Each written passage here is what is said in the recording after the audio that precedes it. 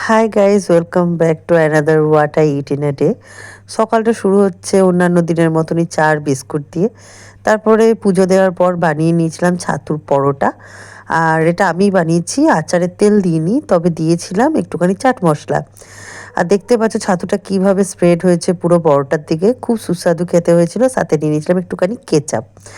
তারপরে আমার বড় যা, মানে আমার বদ্দি পাঠিয়েছিল শ্রীরামপুর থেকে এই নারকোল নাড়ুটা, যেটা খুবই সুন্দর খেতে হয়েছিল, একদম পুরো মিল্ক মেড দিয়ে করেছিল, হেভি লাগছিল খেতে। তো এইটাই খেয়ে নিয়েছিলাম ওই 11টা-12টার দিক করে। তারপরে দুপুরের লাঞ্চে চলে গেছিলাম। দুপুরের লাঞ্চে ছিল উচ্ছে ভাজা, আর ছিল কুচো চিংড়ির টক বড়ি দিয়ে, আর ছিল লাউ, আলু আর কুচো চিংড়ি আর একটুখানি বড়ি দিয়ে একটা চচ্চড়ি মতো। এটা খুব ভালো হয়েছিল খেতে, একটু মিষ্টি মিষ্টি লাগছিল, বেশ ভালো ছিল, কারণ লাউটা খুবই মিষ্টি ছিল। খুব সুন্দর খেতে হয়েছিল, তোমরা দেখতেই পাচ্ছ, বড়ি দেওয়া, চিংড়ি মাছ দেওয়া, খুব সুন্দর লাগছিল খেতে। তারপরে নিয়ে নিয়েছিলাম টকটা, চিংড়ির টকটা। এই টকটা দিয়ে আমার ভাত খেতে হেভি লাগে।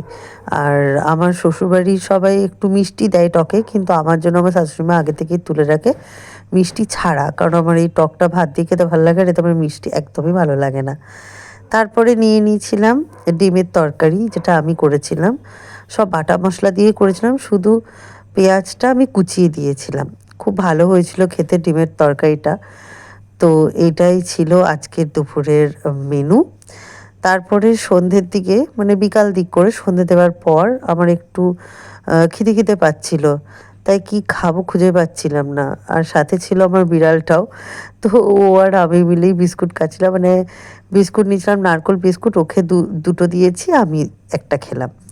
তারপরে আমার বর গেছিল পুজো দিতে হনুমানজির, তো সেখান থেকে পাশের মন্দির থেকে নিয়ে এসেছিলো একটু প্রসাদ, তো সেটাই খেয়ে নিয়েছিলাম।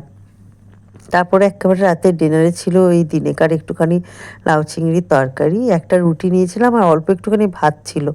ভাতটা নষ্ট হবে তাই ভাতটা খেয়ে নিয়েছিলাম। আর দিনেকার যে ডিমের তরকারিটা করেছিলাম তার সাথে ছিল একটু আলু আর ঝোল বেঁচে গেছিলো। তো ভাবলাম তার মধ্যে একটুখানি ডিমের অমলেট করে সেটা তরকারিতে, ঝোলটার মধ্যে দিয়ে একটু ফুটিয়ে নিই। তা খেতে মন্দ হয়নি, খুবই সুস্বাদু লাগছিল, আরও ভালো লাগছিল বরং। আর রাতের বেলায় ভাতের সাথে এটা খেয়ে নিয়েছিলাম। তো দ্যাটস ইট ফর টুডে। আর দেখা হচ্ছে আবার নেক্সট কোনো মিনি ব্লগে। টাটা।